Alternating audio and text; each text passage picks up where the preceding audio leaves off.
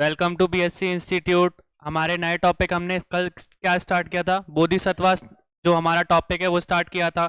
अगर हम लोग देखें तो इससे पहले हम लोग पंच महायज्ञों के बारे में देख चुके हैं और प्रिंसिपल ऑफ कर्मा या कर्मा के सिद्धांत के बारे में पढ़ चुके हैं।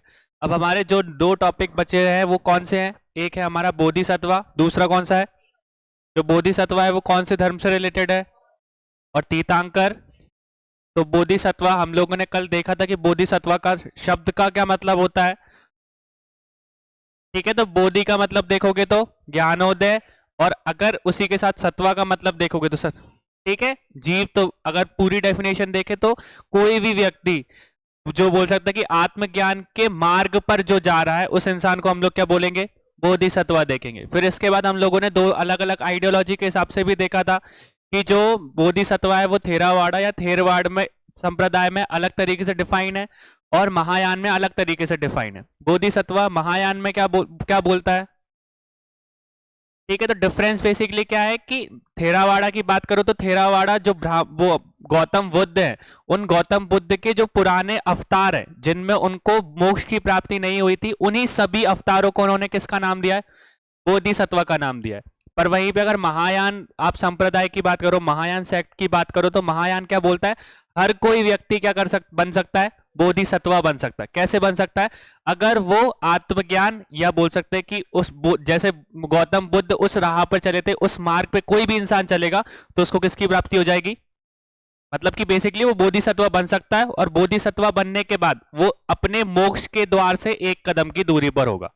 ठीक है, अगर वो चाहेगा तो मोक्ष को भी प्राप्त कर सकता है, और चाहे तो उस स्टेज पे जाकर रुक सकते हैं। तो बोधिसत्व बेसिकली अपने मोक्ष के द्वार को क्या कर सकते हैं? मोक्ष के द्वार से एक कदम दूर रहते हैं और अपने आप को वहीं पे रोक लेते हैं, आगे निर्माण या मोक्ष की प्राप्ति नहीं करते। क्यों? क्योंकि जो ज्ञान उनको मिला है, जो आत्मज्ञान जो उनको मिला है, अब उस ज्ञान को वो क्या करना चाहते हैं? सभी लोगों में फैलाना चाहते हैं, सभी लोगों को भी मदद करना चाहते हैं। किसकी प्राप्ति के लिए? मोक्ष की प्राप्ति के लिए। ये चीज क्लियर हो गई। तो मोक्ष की प्राप्ति के लिए ये चीजें उन्होंने कैसे, बोधिसत्वा ने अपना कर्म समझ के रखा है, अपना धर्म समझ के रखा है कि हमारे से पहले बाकी के लोगों को किसकी प्राप्ति होनी चाहिए? मोक्ष की प्राप्ति होनी चाहिए।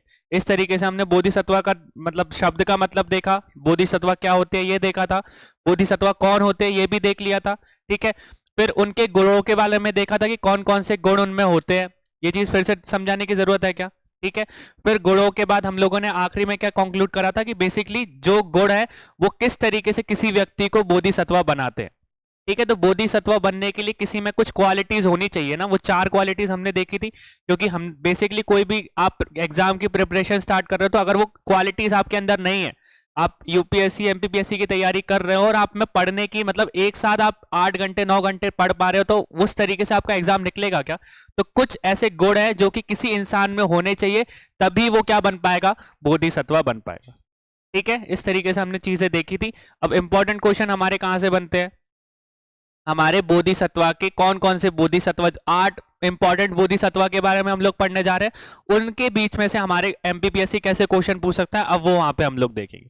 ठीक है, ये चीज समझ में आ गई सबको?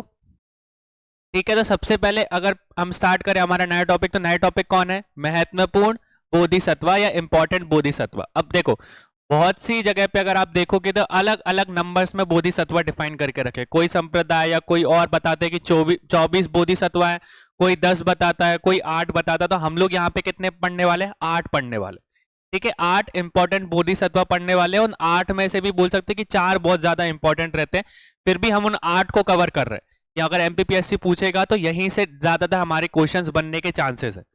ठीक है, बाकी की जैसे हम लोग देवी देवताओं की बात करो तो कोई 33 करोड़ देवी देवता बोलता है, पर 33 करोड़ नहीं है, वो कोटि है। कोटि को उन्होंने करोड़ के, तो उसी तरीके से हम अलग अलग जगह पे देखेंगे तो बोधिसत्व का नंबर चेंज होता जाएगा।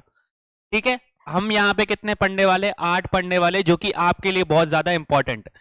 उनको एक एक को अच्छे से देखना, एक एक लाइन को देखना, किस लाइन से कौन सा क्वेश्चन बन सकता है ये आपको डिसाइड करना है। ठीक है, आपको समझ में आना चाहिए कि एमपीपीएससी ये क्वेश्चन पूछ सकता है, ये नहीं पूछ सकता। हम लोग रीडिंग मारेंगे और साथ में क्वेश्चंस भी उस स्लाइड से निकालते चलेंगे। ये चीज क्लियर हो गई? उस स्लाइड को देखना है, उस स्लाइड से कौन कौन से क्वेश्चन बनना है, फिर इसके बाद हम लोग आगे बढ़ेंगे। ठीक है, अब देखो, पहली चीज सबसे पहले हमने पढ़ा है अवलोकितेश्वर के बारे में। तो पहले बोधिसत्व, जो सबसे पहले बोधिसत्व पढ़ते हैं हम लोग या इंपॉर्टेंट बोधिसत्व में पहले नंबर पे किसका नाम आता है? अवलोकितेश्वर। ठीक है, अब देखो ये किसके बोधिसत्व है? करुणा के। ठीक है, यहां से पहले सबसे पहले क्वेश्चन। ठीक है, यह किसके बोधिसत्व है? करुणा के। ठीक है,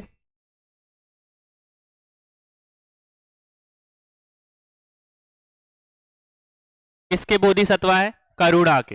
ठीक है, अवलोकितेश्वर बुद्ध के 3 रक्षक देवताओं में से एक है। तो गौतम बुद्ध की बात करोगे तो गौतम बुद्ध के ऐसे बताया गया कि उनके 3 बोधिसत्व हैं जो कि उनकी बोल सकते हैं एक तरीके से रक्षण करते हैं। ठीक है, जैसे हम लोगों ने देखा है ना कि कोई भी जैसे शंकर, भगवान शंकर की बात करो तो नंदी जी उनके पास में विराजमान रहते हैं, वैसे ही गणेश जी की भी मूर्ति भी आपको उनके पास में देखेगी, माता पार्वती की भी आपको देखने को मिलेगी। तो वैसे ही कभी भी गौतम बुद्ध की आप मूर्ति देखोगे या स्पेशली, तो 3 देवताओं का उनका रक्षक बता के रखा है। तो उनमें से एक कौन है? हमारे अवलोकितेश्वर। ये चीज क्लियर हो गई। तो ये चीज भी याद रखना है कि बहुत से क्वेश्चन पूछे जा सकते हैं, कौन से 3 देवता गौतम बुद्ध के रक्षक बोले जाते हैं। तो हम लोग आगे पढ़ने वाले, तो सबसे पहला याद रखना कि कौन है? हमारे अवलोकितेश्वर। क्लियर हो गया। तो ये किसके बोधिसत्व है? करुणा के। ठीक है, he is the bodhisattva of compassion. अगर यहाँ पे आपसे क्वेश्चन पूछ लिया जाए कि कौन से बोधिसत्व करुणा के बोधिसत्व है, तो कौन है? हमारे अवलोकितेश्वर। ठीक है, उनके ग्वानिन के नाम से भी जाना जाता है, जिसका अर्थ सभी ध्वनियों का बोधक भी है। ठीक है, अब देखो ये चीज यहाँ पे थोड़ा सा डिस्टिंग्विश करेगी। अगर आप भारत में बात करोगे तो भारत में अवलोकितेश्वर को किस नाम से जाना जाता है? अवलोकितेश्वर के नाम से ही जाना जाता है। फिर वहीं पे अगर चाइना की बात करो तो चाइना में अवलोकितेश्वर को किस नाम से जाना जाता है? ग्वानिन के नाम से जाना जाता है। किस नाम से जाना जाता है? अब अंतर भी क्या है दोनों में? यहाँ पे अगर आप भारत में बात करोगे तो भारत में अवलोकितेश्वर किस मतलब फिगर में पाए जाते हैं? मेल फिगर में। यहाँ पे वो कैसे हैं? मेल है। तो वहीं पे अगर चाइना की बात करो तो चाइना में अवलोकितेश्वर किस तरीके से पूछे जाते हैं? फीमेल फिगर के रूप में पूछे जाते हैं, कि मतलब हमारे इधर उनकी पूजा देव के रूप में होती है, और वहीं पे अगर चाइना की बात करो तो चाइना में अवलोकितेश्वर की पूजा देवी के रूप में होती है। ठीक है, ये दोनों चीज अंतर याद रखना। भारत में अवलोकितेश्वर किस फॉर्म में देखने को मिलते हैं? देव की फॉर्म में या मेल फिगर में देखने को मिलते हैं। और चाइना में किस फिगर में देखने को मिलते हैं? फीमेल फिगर या देवी के रूप में उनकी पूजा होती है। अब आप बोलोगे सर ऐसे कैसे? बौद्ध धर्म का जन्म तो यहीं से हुआ था, हमारे भारत से, फिर इसके बाद ही चाइना गया होगा। अब ऐसे अंतर कैसे आ गया? अब मैंने बताया था कि अवलोकितेश्वर के बहुत सारे अवतार है। ठीक है, और बहुत सारे मतलब बोल सकते हैं अलग अलग अवतारों में वो अलग अलग तरीके से अपने ज्ञान को बांटते हैं। तो वही चीज बताई गई कि हमारे इधर जो फिगर हमको देखने को मिलता है अवलोकितेश्वर का, वो मेल था, और बाकी की मतलब चाइना में कौन सा फिगर था? फीमेल था। ये चीज क्लियर हो गई। तो दोनों चीज याद रखना, इंडिया में मेल फिगर के रूप में उनकी पूजा होती है, और चाइना में किस फिगर में होती है? इंडिया में हम लोग उनको किस नाम से बोधिसत्व को बोलते हैं? अवलोकितेश्वर के नाम से जानते हैं। और वहीं पे चाइना के लोग उनको पहले बोधिसत्व को किस नाम से जानते हैं? ग्वानिन के नाम से जानते हैं। क्लियर हो गया? यहीं से हमारे क्वेश्चंस पूछे जा सकते हैं। क्लियर हुआ ये चीज, दो चीज। नेक्स्ट देखो, अवलोकितेश्वर बोधिसत्व को एक महिला के रूप में चिंतित किया गया है, जिसका हाथ में क्या है? कमल है। तो ये चाइना की बात हो रही है। ठीक है, भारत की बात करोगे तो भारत में किस तरीके से बता के रखा है? मेल फिगर में बता के रखा है। ठीक है, देव है वो हम, और चाइना में क्या है? देवी है।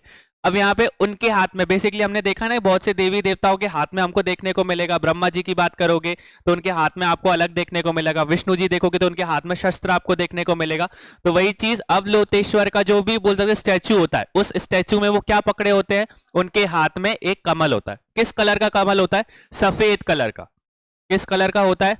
अब यहां से पूछा जा सकता है कि कौन से बोधिसत्व के हाथ में सफेद कमल हमको देखने को मिलता है? ठीक है, अवलोकितेश्वर, क्योंकि आगे जाओगे तो कमल का जो है कलर चेंज हो जाएगा, मतलब आगे के बोधिसत्व देखेंगे ना तो उनके हाथ में दूसरे कलर का हमको कमल या लोटस देखने को मिलेगा। तो यहां से सफेद कलर का जो सफेद कलर का बोल सकते हैं अपने हाथ में कौन रखता है? कौन से बोधिसत्व रखते हैं? अवलोकितेश्वर। क्लियर हो गया? तो ये चीज याद रखना यहां से। फिर बौद्ध धर्म में महायान स्कूल में सबसे महत्वपूर्ण ग्रंथ में से एक कमल सूत्र में इसका व्यापक रूप से वर्णन दिया है। ठीक है, तो पहली चीज कि अवलोकितेश्वर एक महिला के रूप में जाने जाते हैं, कहां पर? चाइना में। फिर वहीं पे उनके हाथ में क्या देखने को मिलता है हमको? सफेद कमल देखने को मिलता है। ठीक है, व्हाइट कमल, व्हाइट लोटस देखने को मिलता है।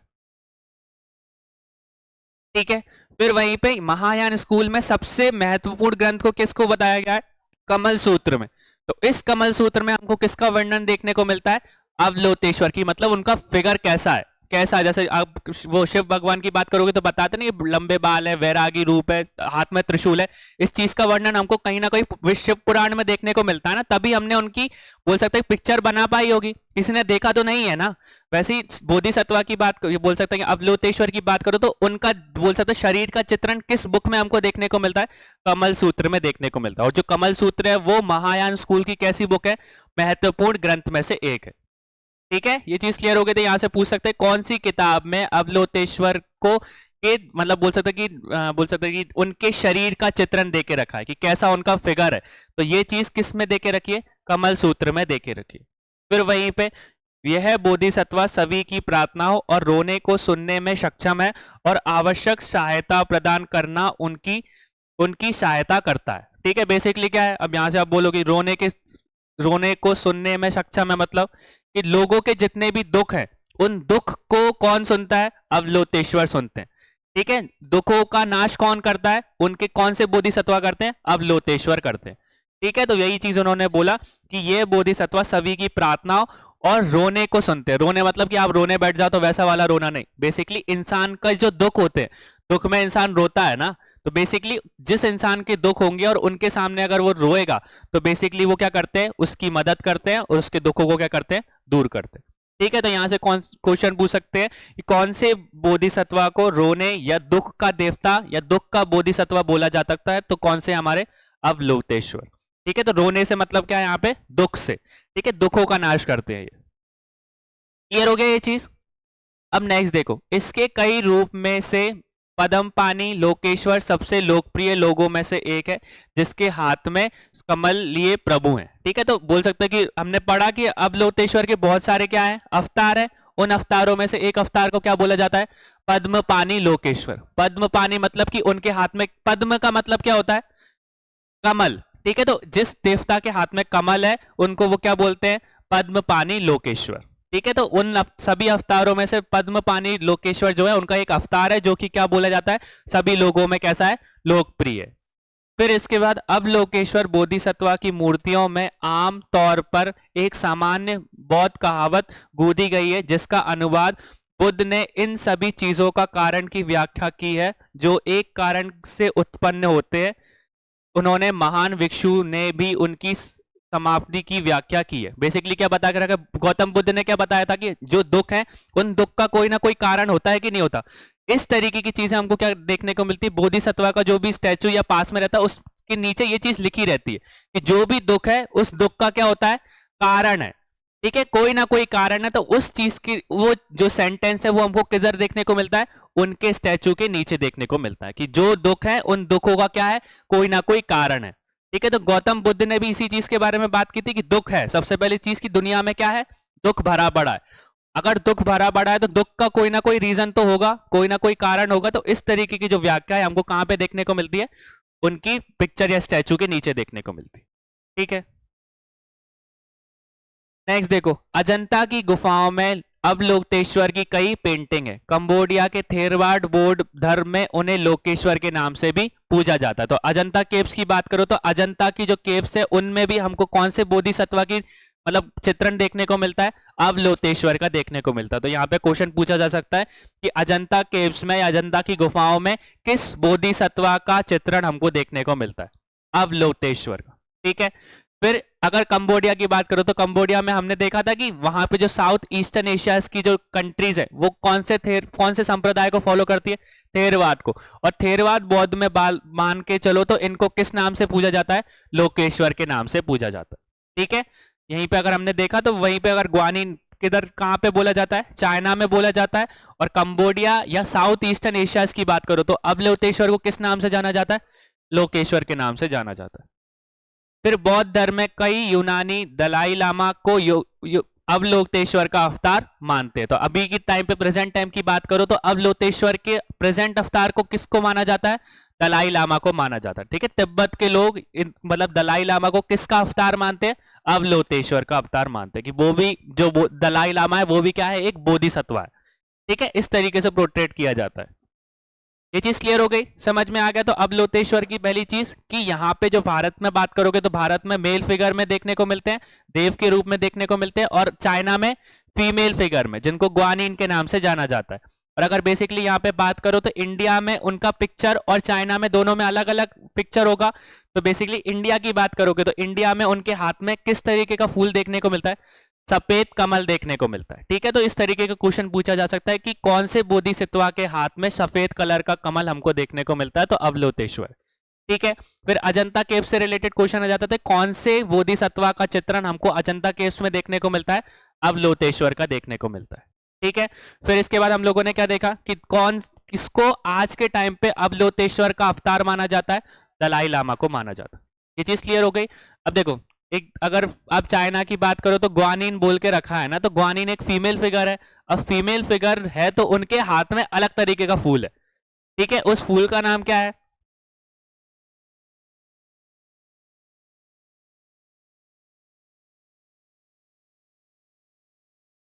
विलो ब्रांच के नाम से जाना जाता है। ठीक है, अगर क्वेश्चन पूछ लिया जाए बेसिकली कि चाइना में जो अवलोतेश्वर का अवतार है या अवलोतेश्वर जो फीमेल फिगर में हमको देखने को मिलते हैं, उनके हाथ में क्या है? तो विलो ब्रांच की एक ट्री होती है। विलो मतलब समझते हो बेसिकली, विलो को हिंदी में विलो ही बोलते हैं, पर बेसिकली अब देखोगे तो जो सिर दर्द की जो एस्पिरिन की दवाइयां बनती है ना, बेसिकली इस ट्री से ही बनती है। ठीक है, तो उनको उनके हाथ में देखने को मिलता है हमको। अगर चाइना की बात करोगे तो चाइना में जिस तरीके से उनका स्टैचू है या जिस तरीके से उनका चित्र है, उस चित्र में उनके हाथ में किस तरीके की ब्रांच या किस तरीके का फूल देखने को, वो पेड़ देखने को मिलता है। तो विलो की जो शाखा है, उसकी शाखा उनके हाथ में हमको देखने को मिलती। और वहीं पे इंडिया में बात करो तो इंडिया में पहली बात तो मेल फिगर है, और मेल फिगर है तो उनके हाथ में किस तरीके का फूल देखने को मिलता है? सफेद कमल का फूल देखने को मिलता है। ठीक है, चाइना की चीज पूछी नहीं जा सकती, पर एक बार कुछ भरोसा नहीं है एमपीपीएससी का, इसलिए मैंने बता दिया। पहली चीज कि यहाँ पे अवलोतेश्वर के नाम से जाना जाता है, और वहां पे ग्वानिन के नाम से जाना जाता है। यहाँ पे मेल फिगर है भारत में, और चाइना में फीमेल फिगर। यहाँ पे उनके हाथ में कौन सा कमल है? सफेद कमल। और वहां पे कौन सा वृक्ष हमको देखने को मिलता है? विलो की शाखा हमको देखने को मिलती है। क्लियर हो गया? नेक्स्ट हमारे इंपॉर्टेंट कौन से बोधिसत्व है? मैत्रेय। तो इनके बारे में भी हम लोग थोड़ा सा पढ़ चुके हैं। तो मैत्रेय कौन है? यह भविष्य के बोधिसत्व है। ये चीज गलत लिखी है, ये भविष्य के क्या है? बुद्ध है। भविष्य के क्या है? बुद्ध है। ये चीज क्लियर हो गई। तो भविष्य के बुद्ध कौन को कहा गया है? ठीक है, भविष्य के बोधिसत्व नहीं है, भविष्य के क्या है? ये बुद्ध है। ठीक है, इस चीज के बारे में हमने देखा था। अधिकांश धर्म ग्रंथों में उन्हें गौतम बुद्ध का उत्तराधिकारी बताया गया है। कैसे बताया गया? क्योंकि हमारे गौतम बुद्ध को किसकी प्राप्ति हो गई थी? आत्मज्ञान की। और आत्मज्ञान के पास किसकी प्राप्ति हुई? मोक्ष की। तो अभी क्या बोला जाता है, जो मैत्रेय है वो अभी भी किस स्टेज में है? बोधिसत्व की स्टेज में। अब आने वाला जो अवतार होगा, उस अवतार में वो उनको किसकी प्राप्ति हो जाएगी? मोक्ष की। और अगर उनको मोक्ष की प्राप्ति हो गई तो वो क्या बन जाएंगे? बुद्ध बन जाएंगे। ठीक है, अभी तक क्या है? बोधिसत्व है। जब उनको मोक्ष की प्राप्ति होगी तो वो क्या हो जाएंगे? बुद्ध बन जाएंगे। ठीक है, गौतम बुद्ध की तरह। तो इसलिए उनको गौतम बुद्ध का क्या बता के रखा है? उत्तराधिकारी बना के रखा है। ऐसा माना जाता है कि मैत्रेय अभी भी बौद्ध नहीं है, और तुषिता स्वर्ग में रहते हैं, जो बौद्ध ब्रह्मांड विज्ञान के क्षेत्रों में से एक है। अब यहां से पूछा जा सकता है कि जो मैत्रेय है वो अभी के टाइम पे क्या है? बोधिसत्व है या बुद्ध है? ठीक है, वो अभी भी क्या है? बोधिसत्व है, अभी बुद्ध नहीं बने। ठीक है, अगर बुद्ध नहीं बने, मोक्ष की प्राप्ति नहीं हुई, तो कहीं ना कहीं निवास करते होंगे। तो कहां पर निवास करते हैं? वो स्वर्ग में। और कौन से स्वर्ग में?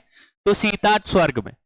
ठीक है, तो ये इंपॉर्टेंट याद रखना कि कौन से स्वर्ग में अभी वो वास करते हैं? तो सीता स्वर्ग में। मैत्रेय बोधिसत्व का एक लोकप्रिय प्रतिनिधित्व लाफिंग बुद्धा है, जिसे मैत्रेय का अवतार कहा जाता है। अब बेसिकली देखो, बहुत सी जगह आपने लाफिंग बुद्धा देखा है। ठीक है, हमारे जो स्टैचूज रहते घर पे, आपने बहुत सारी स्टैचूज देखे होंगे जिनमें हम लोग गिफ्ट करते हैं। बहुत सी लोग की लाफिंग बुद्धा को क्या करते हैं? गिफ्ट करते हैं। तो वो लाफिंग बुद्धा जो है वो किसका प्रतीक है या किसका अवतार है? मैत्रेय का ही अवतार। ठीक है, तो ये क्वेश्चन पूछा जा सकता है, जो हमारे घरों में जो हम लोग चीजें गिफ्ट करते हैं, जो वो लाफिंग बुद्धा गिफ्ट करते हैं, तो वो किसका अवतार माने जाते हैं? तो मैत्रेय का अवतार माने जाते हैं। ये लाफिंग बुद्धा किससे संबंधित, किस बोधिसत्वा से संबंधित है? तो मैत्रेय से संबंधित है। ठीक है, पहला आपका मैत्रेय से ये रिलेटेड क्वेश्चन आ गया। दूसरा और क्या पढ़ा था हमने कि भविष्य का बुद्ध किसको बोला जा सकता है? ठीक है, तो ये यूपीएससी ने पूछा है। अब लोतेश्वर का क्वेश्चन भी उन्होंने बोल सकते हैं कि बता के रखा है यूपीएससी ने, और ये मैत्रेय का ऑप्शन मतलब क्वेश्चन भी एक बार यूपीएससी में आया था, तो उनका तो फेवरेट है, एमपीपीएससी का भी हो सकता है। तो जो इंपॉर्टेंट क्वेश्चन है वो जरूर बच्चे से याद रखना। ठीक है, लाफिंग बुद्धा का कॉन्सेप्ट हो गया कि किसको बोला जाता है, फ्यूचर का मतलब बोल सकते हैं कि फ्यूचर बुद्धा किसको बोला जाता है। तो ये ऐसे क्वेश्चन है जो डायरेक्ट है और आपको एक बार में समझ में आ गए तो हमेशा याद रहेंगे। क्लियर हो गया? तो यहां से हमने देखा कि पहली चीज कि मैत्रेय जो है वो अभी भी बोधिसत्व है, बुद्ध नहीं बने, और बुद्ध नहीं बने तो अभी भी वो कहीं ना कहीं वास करते हैं। तो किस स्वर्ग में वास करते हैं? तो सीता में। ठीक है, और अभी के टाइम पे हम जो लाफिंग बुद्धा देखते हैं, उन लाफिंग बुद्धा को किसका अवतार माना जाता है? ठीक है, मैत्रेय का अवतार माना जाता है, या उन मैत्रेय से वो क्या है, संबंधित है। यह भविष्य में पृथ्वी पर प्रकट होने के लिए माना जाता है, क्योंकि कई शास्त्र इसे गौतम बुद्ध वर्तमान बुद्ध के उत्तराधिकारी के रूप में प्रदर्शित करते हैं। ठीक है, तो ये बोल सकते हैं कि आगे जाने भविष्य में उनका पृथ्वी पे एक अवतार होगा, और उसमें वो क्या करेंगे, उस अवतार में लोगों को आत्मज्ञान देने के बाद किसकी प्राप्ति कर लेंगे, और इसके बाद वो क्या बन जाएंगे, बुद्ध बन जाएंगे। तो इसलिए उनको भविष्य का बुद्ध या फ्यूचर बुद्धा बोला गया। क्लियर हो गया ये चीज? दो के बाद हम लोग तीसरे पे, दो अच्छे से क्लियर है। ठीक है, अब लोतेश्वर हमने अच्छे से पढ़ लिया, और किसको पढ़ लिया, मैत्रेय को। अब मैत्रेय के बाद तीसरे कौन से आते हैं हमारे? अब मंजूश्री को किसका देव, किसका बोधिसत्व बोला जाता है? यह बुद्धि का बोधिसत्व है। बुद्धि मतलब ज्ञान, जैसे हमारे इधर ज्ञान की देवी कौन है, सरस्वती माता है, तो वैसे ही बोल सकते हैं बौद्ध धर्म में ज्ञान के देवता कौन है हमारे? क्लियर हो गया? तो ज्ञान के देवता है, तो बेसिकली जब भी शिक्षा की बात आएगी, जब भी स्कूल की बात आएगी या कॉलेजेस की बात आएगी, तो उन वहां पे जो भी बुद्धिस्ट मतलब जो टेम्पल्स होंगे या बुद्धिस्ट स्कूल होंगे, वहां पे किसकी स्टैचू आपको देखने को मिलेगी? मैत्रेय की, सॉरी क्या कहते हैं, मंजूश्री की। ठीक है, तो मंजूश्री किसके देवता है? ज्ञान के देवता। और जो भी बौद्ध धर्म से रिलेटेड स्कूल कॉलेजेस होंगे, जैसे हमको हमारे स्कूलों में सरस्वती माता की फोटो देखने को मिलती है सब जगह, वहीं पे उनकी कौन सी स्टैचू हमको स्कूलों में देखने को मिलेगी? वो मंजूश्री की है। क्लियर हो गया? तो ज्ञान के देवता के नाम से याद रखना। ये बुद्धि का बोधिसत्व कौन है? तो मंजूश्री। ठीक है, महायान बौद्ध धर्म में सबसे महत्वपूर्ण प्रतिष्ठित शक्तियों में से एक है, one of the most important ionic figure in Mahayana. ठीक है, आपका बुद्धिज्म, महायान बुद्धिज्म में आप देखोगे तो बेसिकली इनकी स्टैचू आपको हर जगह देखने को मिलेगी, क्योंकि ज्ञान के देवता हैं, तो जहां जहां ज्ञान की बात होगी वहां वहां इनकी क्या देखने को मिलेगा हमको? इनका फिगर देखने को मिलेगा, या इनकी मूर्ति हमको देखने को मिलेगी। क्लियर हो गया? नेक्स्ट देखो, बौद्ध मठों के ध्यान कक्ष, पुस्तकालय, ध्यान कक्ष के अक्सर मंजूश्री बोधिसत्वा की छवि हमको देखने को मिलती है। तो स्कूल, कॉलेजेस, लाइब्रेरी, इनमें किसकी फोटो हमको देखने को मिलेगी? मंजूश्री की फोटो, या बोल सकते चित्र हमको, या वो आपकी मूर्ति देखने को मिलेगी। चीनी बौद्ध धर्म में मंजूश्री, चीन में उनको किस नाम से जाना जाता है? वेंशु के नाम से जाना जाता है। यहाँ पे भी ये चीज याद रखना, जैसे अब लोतेश्वर को हमने ग्वानिन के नाम से देखा था, तो मंजूश्री को चाइना में किस नाम से जाना जाता है? ठीक है, को चार महान बोधिसत्व में से एक रूप में सम्मानित किया गया है। ठीक है, तो मैंने बताया था 8 में से भी 4 इंपॉर्टेंट है, तो 4 में से हमारे बोल सकते हैं कि अवलोतेश्वर पहले है, दूसरे कौन से हमारे? ठीक है, मैत्रेय को नहीं काउंट करते। ठीक है, दूसरे हमारे कौन से है? मंजूश्री को काउंट करते। 4, 2 और बताऊंगा मैं। ठीक है, मैत्रेय को भविष्य का बुद्धा बता के रखा है, पर इतने इंपॉर्टेंट मतलब महत्वपूर्ण उनमें से ज्यादातर जो महायान है उनकी पूजा तो करते हैं, पर ज्यादा फिगर्स हमको उनके देखने को नहीं मिलते। ठीक है, तो दूसरे की बात करो, पहले अवलोतेश्वर है, दूसरे हमारे मंजूश्री है, जो कि 4 बोधिसत्व में से एक माने जाते हैं।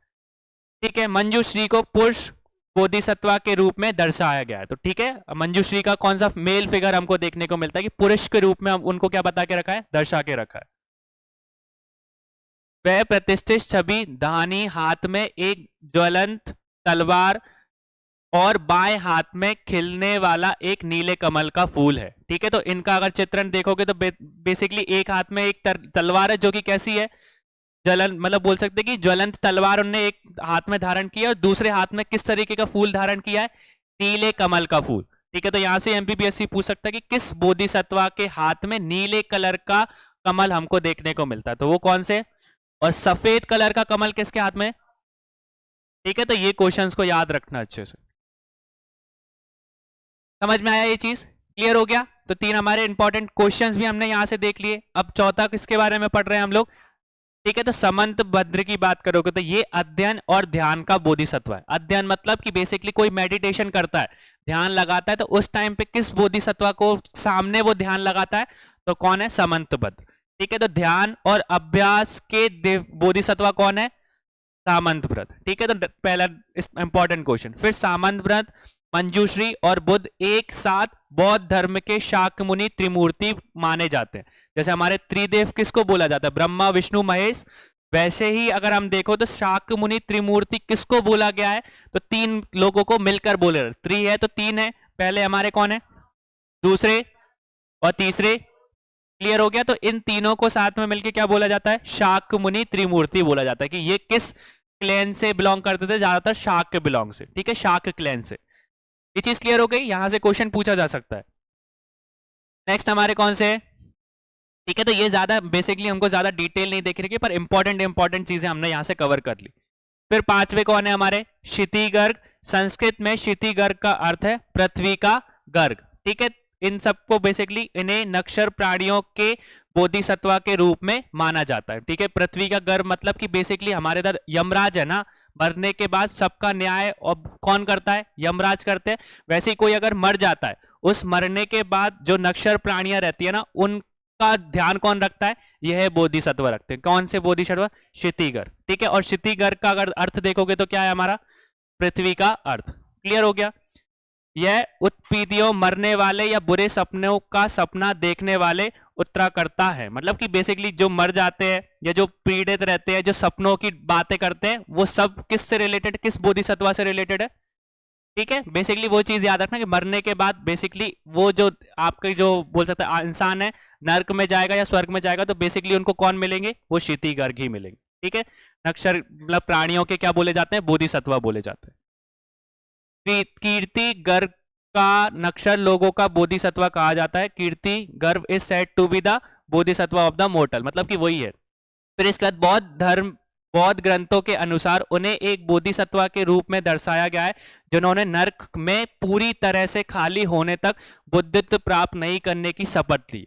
तो बेसिकली अगर क्षितिगर की बात करो तो क्षितिगर ने क्या लेके रखी है? एक शपथ लेके रखी है। कैसी शपथ? कि जब तक ये जो नर्क है, उस नर्क में जो भी पूरा का पूरा नर्क जब तक खाली नहीं हो जाता, जब तक वो किसकी प्राप्ति नहीं करेंगे? मोक्ष की प्राप्ति नहीं करेंगे या बुद्धत्व की प्राप्ति नहीं करेंगे। ठीक है, तो उनका मेन मकसद क्या है? कि इंसानों को नर्क से शिफ्ट करके कहां पे पहुंचाना? स्वर्ग में पहुंचाना। बेसिकली कि लोगों ने जितने भी गलत काम किए, वो गलत काम कम करने के बाद, अच्छे कर्मों के बाद उनको किसकी प्राप्ति हो? मोक्ष की, मतलब स्वर्ग की प्राप्ति हो, ना कि किसकी प्राप्ति हो? नर्क की प्राप्ति हो। तो बेसिकली उनने किस चीज की शपथ ली? कि जब तक वो इस नर्क को खाली नहीं करा लेते, तब तक वो किसको प्राप्त नहीं होंगे? बुद्धत्व को प्राप्त नहीं होंगे या मोक्ष की प्राप्ति नहीं करेंगे। ठीक है, तो इस तरीके का क्वेश्चन पूछा जा सकता है। किस बोधिसत्व ने एक शपथ ली है कि जब तक वो नर्क को खाली नहीं करा देंगे, जब तक वो बुद्धत्व या मोक्ष की प्राप्ति नहीं करेंगे? तो कौन है वो? क्लियर हो गया? नेक्स्ट कौन से हमारे? वज्र प्राणी की बात करो तो वज्र प्राणी वज्र धारण करने वाला बोधिसत्व है। तो उनके हाथ में हमको क्या देखने को मिलता है? वज्र देखने को मिलता है। इसलिए उनको किस नाम से जाना जाता है? यह बुद्ध के पर आसपास के 3 रक्षात्मक देवताओं में से एक है। तो हमने पहले पढ़ा था कि जो लोकतेश्वर है वो एक हमारे से रक्षक है, और दूसरे कौन है हमारे? वज्रपाणी। ठीक है, तो ये चीज याद रखना।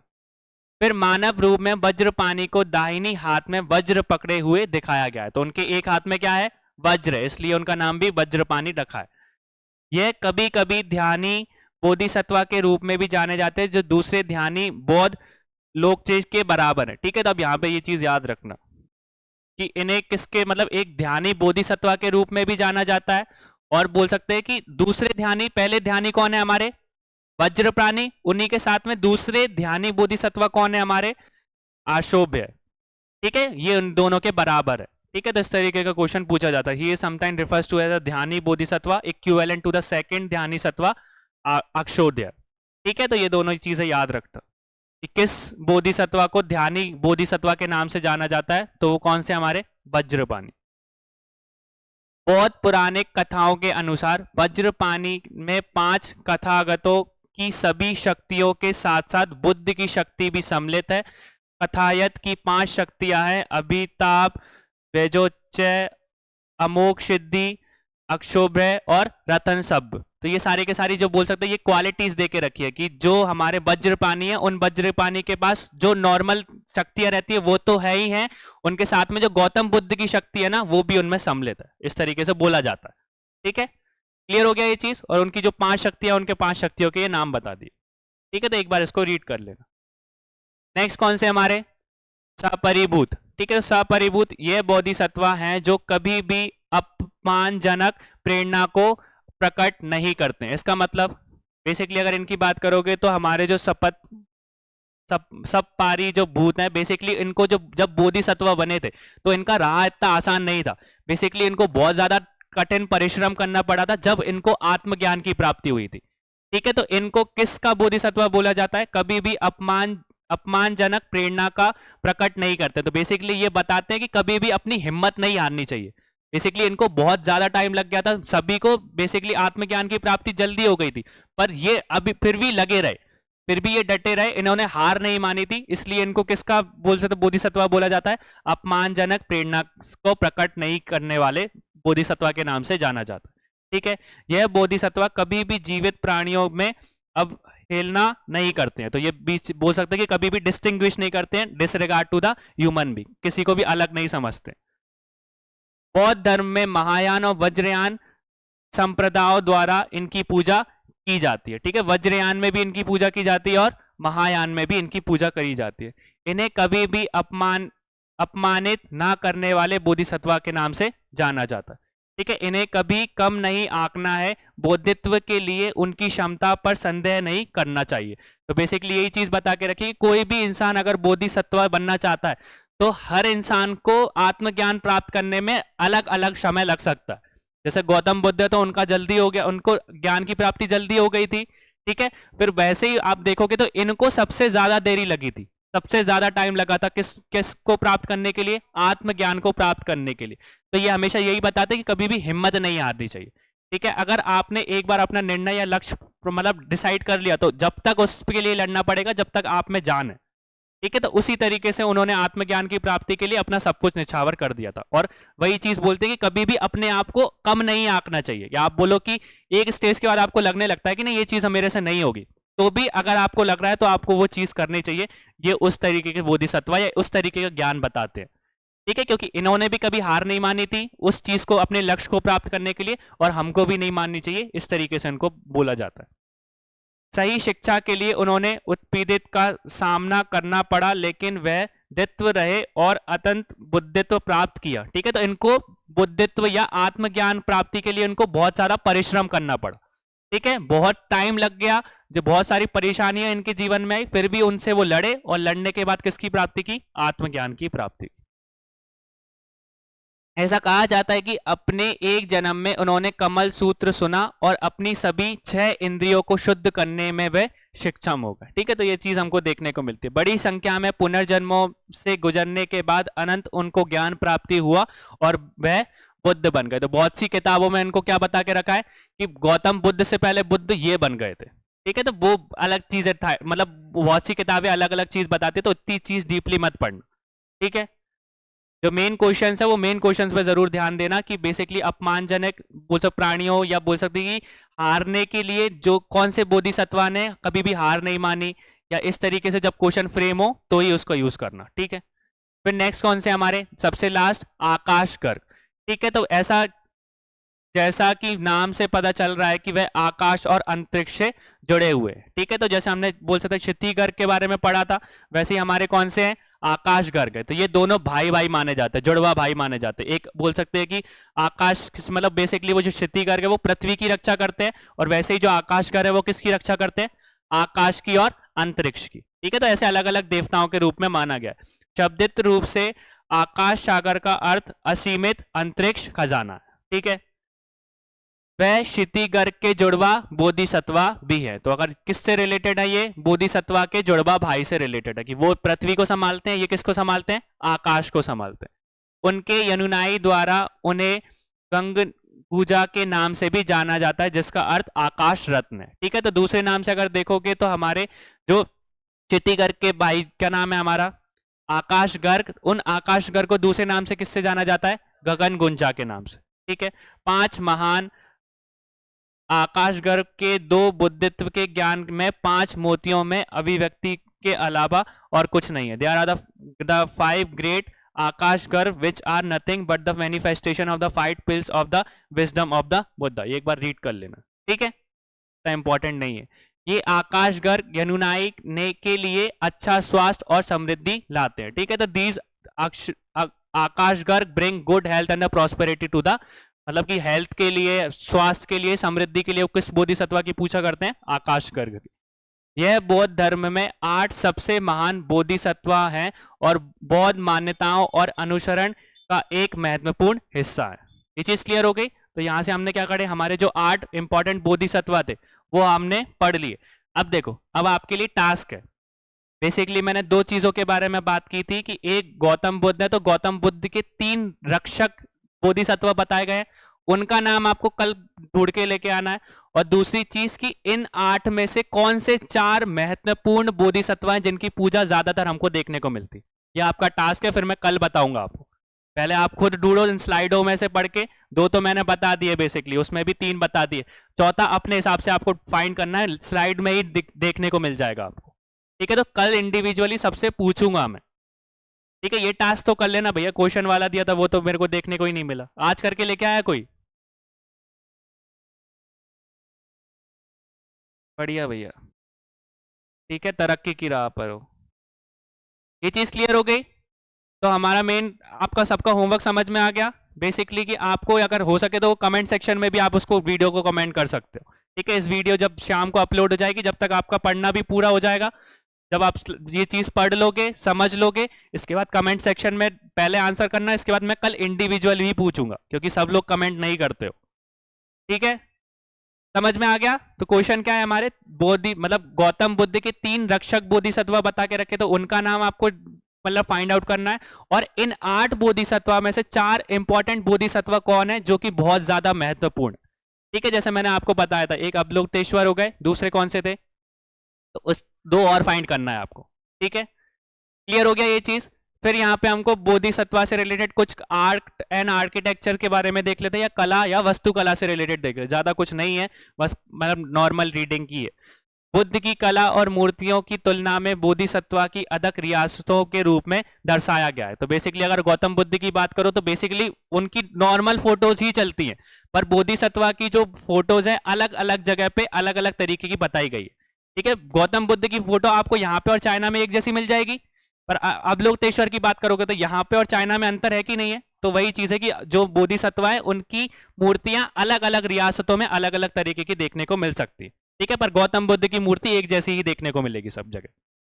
फिर वह वस्त्र, धागे, मोतिया, केशव्यान आदि के साथ एक समृद्ध पोशाक पहनते हैं। तो बोधिसत्वा की आप देखोगे तो बोधिसत्वा की मूर्ति पे इन सब तरीके की चीजें देखने को मिलेंगी, कि बोल सकते हैं वो एक कपड़ा पहने हुए होंगे, ठीक है, टेक्सटाइल मतलब थ्रेड वगैरह बना रहेगा, अच्छी बियर्ड्स वगैरह होंगी, और एक हेयर स्टाइल अलग तरीके की होगी। ठीक है, गौतम बुद्ध की अलग है, उनकी अलग होती है।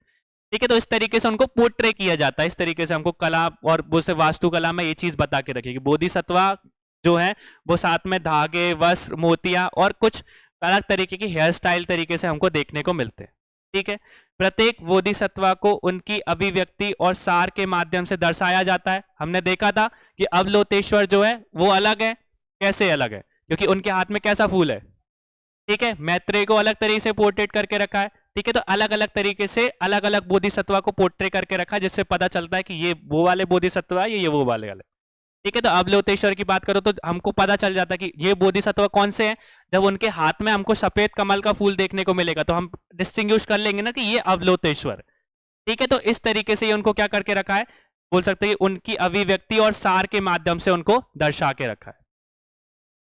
नेक्स्ट देखो, उनकी मूर्तियां दुनिया में भिन्न हिस्सों में व्यापक रूप से फैली हुई हैं। तो जहां जहां हमारे संप्रदाय, महायान संप्रदाय आपको देखने को मिलेगा ना, वहां वहां हमको बोधिसत्वा की मूर्तियां देखने को मिलेंगी। थेरावाड़ा में हमको नहीं देखने को मिलेगा, ठीक है।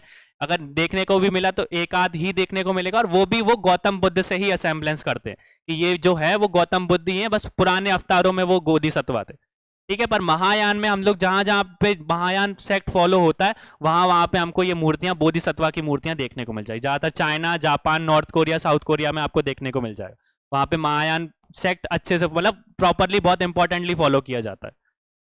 जैसे कि महायान शिक्षाओं के उल्लेख किया जाता है कि बोधि एक बोधिसत्वा के रूप में श्रेष्ठ हैं, और फिर कई जन्मों के बाद बुद्धित्व प्राप्त करने के लिए आगे बढ़ते हैं, ठीक है। तो थेरावाड़ा के हिसाब से बता दें कि जो गौतम बुद्ध है, उनके पुराने अवतारों में बोधिसत्वा थे, और बाद के अवतारों में वो, इनको किसकी प्राप्ति हो गई? मोक्ष की। तो इसलिए वो क्या बन गए? बुद्ध बन गए, ठीक है, जिसको हम गौतम बुद्ध के नाम से जानते हैं। इस प्रकार यह बौद्ध कला और संस्कृति के लिए प्रगतिशील दृष्टिकोण और प्रेरणा भी है, ठीक है। अब यहाँ पे देखो इंपॉर्टेंट क्वेश्चन आता है कि परमिता क्या होती है। हम लोगों ने देखो, सबसे पहली चीज मैंने बताई थी कि जब कोई इंसान को अगर बोधिसत्व बनना है, तो बोधिसत्व बनने के लिए उसमें वो 4 तरीके के गुण होना बहुत ज्यादा जरूरी है, ठीक है। अगर किसी इंसान वो 4 तरीके के गुण है, तो बेसिकली वो बोधिसत्व की या आत्मज्ञान की राह पे जा सकता है। अब जब वो आत्मज्ञान की राह पे जा रहे हैं, तो उसको कुछ ना कुछ क्वालिटीज तो डेवलप करनी पड़ेगी ना, ऐसे ही उसको आत्मज्ञान की प्राप्ति हो जाएगी क्या? तो जो आत्मज्ञान की प्राप्ति के लिए जिन गुणों की हमको जरूरत पड़ती है ना, उन्हीं को हम लोग क्या बोलते हैं? पारमिता बोलते हैं। ये चीज क्लियर हो गई? तो बेसिकली हमको अगर पता करना है कि ये इंसान बोधिसत्व बन सकते हैं कि नहीं बन सकते, उसके लिए हमको 4 गुण देखने पड़ेंगे, और वो जब इंसान में वो 4 गुण होंगे, तो वो क्या बन जाएंगे? बोधिसत्व की मार्ग पे जा सकते हैं, क्योंकि उससे पता चल जाएगा ना। और अगर वो मार्ग पे जा रहे हैं, तो मार्ग पे जाने के बाद क्या होगा हमारा? बेसिकली वो जो क्वालिटीज है, बाकी की जो 10 पारमिताएं, वो उनको अंदर ही अंदर क्या करनी पड़ेगी? डेवलप करनी पड़ेगी। जैसे कि आप एमपीपीएससी की तैयारी कर रहे हो, ठीक है, आपके अंदर 4 गुण है कि हाँ भैया मैं बैठ के पढ़ लेता हूँ, पढ़ने के साथ में जो बोल सकते हो कि अपनी पढ़ाई में अच्छे से ध्यान दे सकता हूँ, जो गुण होने चाहिए पढ़ने वाले में आपके हैं। अब एमपीपीएससी के साथ में आपको समझदार भी बनना पड़ेगा, आपको अपनी सोच को डेवलप करनी पड़ेगी। तो ये जो ये बोल सकते गुण है, वो कब आएंगे? जब आप प्रिपरेशन शुरू करोगे। स्टार्टिंग से कोई समझदार होता है क्या? समझदार कब बनोगे? जब आप नई तरीके की बुक को पढ़ोगे, जब एक ही लाइन को बार बार समझोगे, तो सब समझ में आएगा कि एक बार पढ़ रहे थे तो लाइन का मतलब कुछ और था, दूसरी बार पढ़ोगे तो कुछ और होगा। बेसिकली अगर आप एनसीईआरटी पढ़ी है किसी ने? कौन सी? 11-12 की वो मॉडर्न हिस्ट्री की बात करता हूँ। विपिन चंद्रा पढ़ी है किसी ने? आर एस शर्मा भी नहीं पढ़ी, सतीश चंद्रा भी नहीं पढ़ी। अब देखो बेसिकली वही चीज है, 6, 7, 8 की तो वो चीज अलग होती रहती है, पर अगर आप 11th या 12th की एनसीईआरटी मॉडर्न हिस्ट्री की विपिन चंद्रा उठा के देखोगे ना, जो मॉडर्न हिस्ट्री जो है, बेसिकली वो बाइबल बोली जाती है। अगर आपको यूपीएससी भी निकालना है ना, उस अगर बुक को आपने एनसीईआरटी को पढ़ लिया ना, तो आपकी मॉडर्न हिस्ट्री लगभग क्लियर हो जाएगी। अगर पर उसमें एक तरीके की चीज है, जब आप पहली बार एनसीईआरटी की रीडिंग करोगे ना पूरी, तो आपको कुछ चीज समझ में आएगी, दूसरी बार पढ़ोगे ना तो कुछ और चीज समझ में आएगी, और तीसरी बार रीड करोगे ना, जब आपको क्लियर, मतलब कहानी क्लियर होगी कि भैया ये कहना क्या चाह रहा है, ठीक है। तो वही चीज है कि वो क्वालिटीज कब डेवलप होती है? जब इंसान पढ़ता है, जब वो स्टेज में जाता है। तो वही चीज है, हम पता तो कर लेंगे कि बोधिसत्व बनने के लिए कौन सी 4 क्वालिटीज की जरूरत है, पर जब वो बोधिसत्व के मार्ग पर जाएंगे, तो मार्ग के बीच में भी उनको कुछ क्वालिटीज को अपने आप डेवलप करना पड़ेगा। तो ये वही, उसी को हम लोग क्या बोलते हैं? पारमिता बोलते हैं, ठीक है। बेसिक एग्जांपल से समझ में आ गया। अब क्या बोल के रखा है उन्होंने? पारमिता महान गुणों का एक क्या है? समूह है, जो बौद्ध जैसे प्रबुद्ध व्यक्ति प्रदर्शित करते हैं। प्रत्येक बोधिसत्व का यह कर्तव्य है कि वह बौद्ध बनने की यात्रा के दौरान अपने व्यवहार में पारमिता को शामिल करे। सरल शब्दों में पारमिता का अर्थ बिना किसी स्वार्थ के दूसरों के लिए अच्छे कार्य करना है। क्लियर हो गया कि जब कोई बोधिसत्व के मार्ग पे चल गया, तो इन मार्गों में उसको पारमिता को फॉलो करना पड़ेगा। कि पारमिता में 10 गुणों के बारे में बता के रखा है, वो 10 गुण उसको अंदर ही अंदर डेवलप करने पड़ेंगे, ठीक है। जिसमें से एक क्या है? किसी को भी स्वार्थ के, मतलब अपने स्वार्थ के लिए, दूसरे के लिए अच्छे कार्य करना है। तो बेसिकली अच्छा कार्य मतलब दुख नहीं, किसी को भी, हम लोगों ने पढ़ा था ना, किसी को भी डिवाइड नहीं करना है, डिस्टिंग्विश नहीं करना है लोगों के बीच में, सबको करुणा की भावना या दया की भावना से देखना है। ऐसे इनके अलावा भी 10 और गुणों के बारे में बता के रखा है। किसमें? पारमिता में, ठीक है। तो सबसे पहला क्वेश्चन यही पूछा जा सकता है कि पारमिता क्या है? तो पारमिता क्या है? पारमिता महान गुणों का एक समूह है जो कि किसकी राह पे लेके जाता है? हमको बुद्ध की राह पे लेके जाता है या मोक्ष की राह पे लेकर जाता है। ये चीज क्लियर हो गई? तो कुछ पारमिता का महान गुण, द सर्टेन पारमितास और द ग्रेट क्वालिटीज कौन कौन सी हमको देख के रखिए? तो 10 पारमितास के बारे में हम लोग पढ़ने जा रहे हैं। तो पहला कौन सा है? शील पारमी। इसका अर्थ है सदाचार, नैतिकता, उचित नैतिक आचार संहिता। तो सिंपल सी चीज है, it means morality, ethics, proper code of moral conduct की जो भी नैतिक मूल्यों की बात होती है, उचित नैतिक आचार की बात होती है, वो किस पारमी में आते हैं? हमारे शील पारमी में। नेक्स्ट क्या है हमारे? निष्काम पारमी, यह सांसारिक सुखों और इच्छाओं का त्याग है। कि अगर आपको, आप बोल सकते हैं कि बोधिसत्वा बनना है, बोधिसत्वा के बाद आपको कौन से पारमी को फॉलो करना पड़े, कौन सी क्वालिटीज को और डेवलप करने पड़ेगा?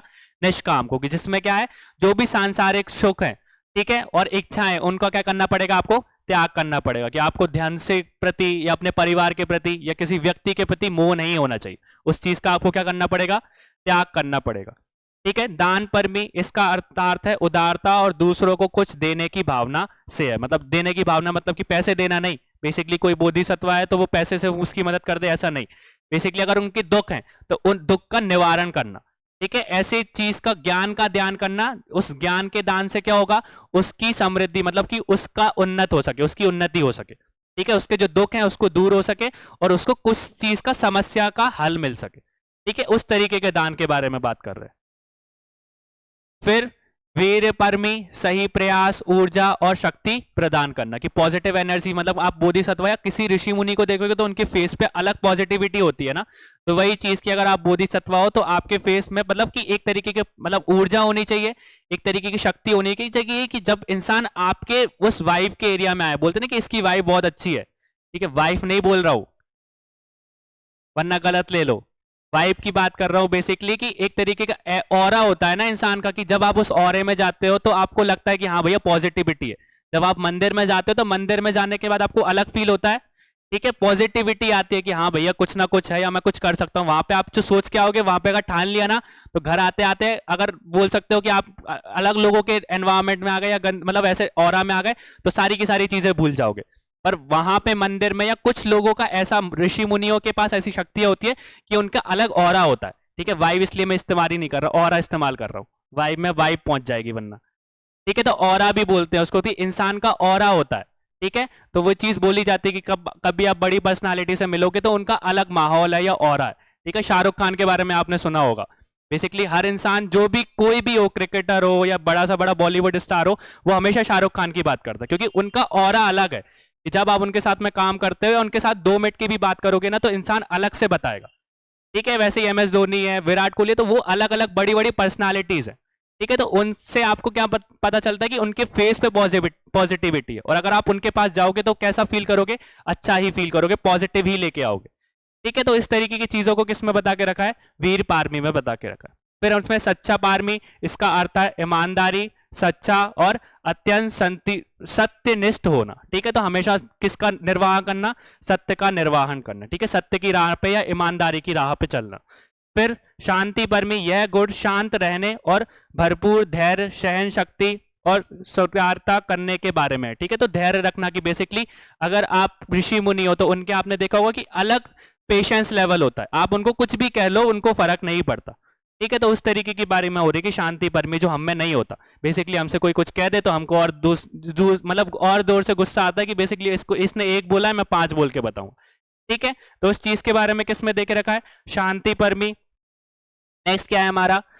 द्वैतित परमी, यह दर्शाता है कि व्यक्तियों को अपने लक्ष्य को प्राप्त करने के लिए दृढ़ और दृढ़ संकल्प होना चाहिए, जो कि हमारे लिए बहुत ज्यादा जरूरी है। अगर आपने एक बार ठान लिया कि MPPSC की तैयारी करना है तो फिर भैया उसको प्रॉपरली आपको उस पर अड़े रहना पड़ेगा। भले कुछ हो चाहे ना हो, मतलब बोल सकते हैं कि अप एंड डाउन आते रहेंगे। ठीक है। तो कभी आपको लगेगा बेसिकली कि अच्छी पढ़ाई हो गई है, और कभी आपको फील लगेगा कि भैया इतना पढ़ने के बाद भी कुछ समझ में नहीं आ रहा। तो वो आपको उस पर डटे रहना पड़ेगा, उस चीज को आपको फॉलो करना पड़ेगा। ठीक है। बहुत से टाइम आते हैं कि आपको बहुत चीज समझ में नहीं आती, माथा खराब हो जाता है, बुक फेंक के आपको लगता होगा कि बंदी कर दो। बहुत सारी चीजें हर किसी की, मतलब वो उसमें, मतलब आप कोई भी एस्पिरेंट है तो हर किसी की लाइफ में होता है। जब मैं स्टार्टिंग, मैंने भी UPSC की प्रिपरेशन स्टार्ट की थी तो बेसिकली मेरा भी दिमाग खराब होता था। क्योंकि बेसिक आप तो करंट अफेयर्स की वीडियोस देख लेते हो या बेसिकली आप एक न्यूज़पेपर को देखते होगे, तो पर यूपीएससी एस्पिरेंट को भैया उसकी अगर करंट अच्छी करनी है तो वह उसको एक न्यूज़पेपर पढ़ना पड़ेगा जिसका नाम आपने सुना होगा, द हिंदूज। और वो इतना पढ़ना इतना आसान नहीं है कि आप सोचो कि कोई भी इंसान अगर कोई भी न्यू कमर अगर उसको पढ़ेगा ना, पहली बात तो लैंग्वेज ही समझ में नहीं आनी। अगर वो लैंग्वेज समझ भी गया, उसकी इंग्लिश अच्छी है, तो उसको अंडरस्टैंडिंग बिठाने में ही बहुत टाइम लग जाएगा। तो पहली जब मैंने स्टार्टिंग में जब मतलब पहली बार हिंदूज को पढ़ा था ना, क्योंकि अपने इधर तो वो आता नहीं है, इधर अशोकनगर में गुना में नहीं मिलेगा, इंदौर में भी मिलेगा ना तो एक दिन पुराना मिलेगा। तो बेसिकली जब मैं दिल्ली में था तो जब मैंने पढ़ना स्टार्ट करा तो उस न्यूज़पेपर को पढ़ने में आपको क्या लगता है कि कितना घंटा लगता होगा या कितना टाइम लगता होगा मेरे को?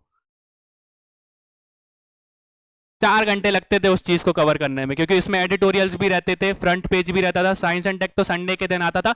बेसिकली हर पेज पे आपको देखने को मिलेगा, बस चौथा और पांचवा पेज नहीं पढ़ना रहता था क्योंकि उसमें पॉलिटिक्स के बारे में आता था, तो उस टाइम पे नीड नहीं रहती थी। पर वो 14 पेज का जो वो भी छोटा मोटा नहीं था भैया, बड़ा था। और एक एक लाइन प्रॉपरली उसमें वर्ड्स भी इतने अच्छे देके रखे कि इंग्लिश आपकी अच्छी हो ही जाएगी, वोकैबुलरी। तो उस चीज को ही पढ़ने में टाइम हो जाएगा। अब मेरा सोच के चलो कि 2.5 घंटे की कोचिंग, 2.5 घंटे के बाद 4.5 या 4 घंटे मैंने न्यूज़पेपर में ही फूक दिए, तो मेरे पास टाइम बचा गया। अब मैं जो 2.5 घंटा है वो 2.5 घंटे का जो क्लास है उसका भी रिवीजन करना है। और ऐसा तो है नहीं कि सब कुछ ही क्लास में पढ़ा दिया, बाकी का मुझे एनसीईआरटी भी तो कवर करनी है। तो वही चीज होती है कि एक टाइम पे आपको स्टार्टिंग में तो फेज ऐसा आता ही है कि आपको लगता है वो चीज करनी है। और वहां पे ऐसा था कि वहां पे शेड्यूल था पूरा का पूरा। अब ऐसा था कि वहां पे संडे का भी ऑफ नहीं रहता था।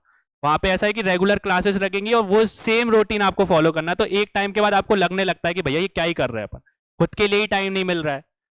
तो वो चीज आती है हमारे उसमें कि पर अगर आपने एक बार ठान लिया ना तो उस चीज पे डटे रहना पड़ेगा आपको। उस चीज को आपको किसी ना किसी तरीके, क्योंकि आपके पास ये भूल जाना कि आपके पास कोई ऑप्शन है कि आपने अगर ये चीज नहीं करी तो आपने, अगर आपको चाहिए मोटिवेशन, तो घर वालों ने अगर आपके ऊपर भरोसा किया है, उन्होंने आपको पैसे दिए हैं, इस चीज पे भरोसा कर रहे हैं कि भैया आप अपना काम करो, और उस चीज पे भी आप डटे नहीं रह रहे हो। एक दिन सोचते हो पढ़ लूंगा, दूसरे दिन सोचते हो कि यार क्या ही करेंगे पढ़ के, फिर तीसरे दिन वही चीज आती है, तो उस चीज पे आपको डटे रहना पड़ेगा। ठीक है, ऐसी चीजें नहीं चलती हैं, आते हैं सबकी वो लाइफ में अप एंड डाउन।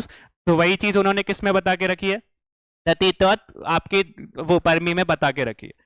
फिर इसके बाद लास्ट हमारा क्या देके रखा है, मेठा परमी, यह प्राणियों के प्रति दयालु और मैत्रीपूर्ण रहना है। ठीक है, तो इसी के साथ हमारा जो बोधिसत्वा का जो आपका बोल सकते हैं कि टॉपिक है वो कंप्लीट हुआ। ठीक है, तो बेसिक हमने क्वेश्चंस कहाँ से देखे कि पहली चीज की बोधिसत्वा क्या होते हैं, मतलब बोधिसत्वा का शब्द का मतलब समझ लेना, डेफिनेशन, और थेरावाड़ा के हिसाब से और महायान के हिसाब से हमको वो देखना है। फिर दूसरी चीज बोधिसत्वा कौन होते हैं, ठीक है, बोधिसत्वा के कौन कौन से गुण होते हैं। ठीक है, गुण के बाद हमारा मेन टॉपिक जहां से क्वेश्चंस पूछे जा सकते हैं कि इंपॉर्टेंट बोधिसत्वास के बारे में हम लोगों ने पढ़ा है। और बोधिसत्वा में से भी हमने वो 8 इंपॉर्टेंट कवर करे, तो वो 8 ही पढ़ना है आपको। आप सोचो कि 4 इंपॉर्टेंट कल फाइंड कराओगे तो वही पढ़ लोगे, तो भरोसा नहीं है। एमपीपीएससी इनमें से 8 में से ही पूछेगा, 8 के बाद नवा नहीं होगा, क्योंकि ज्यादातर इंपॉर्टेंटली इन 8 बोधिसत्वा के बारे में ही दिया रखा है हर बुक में।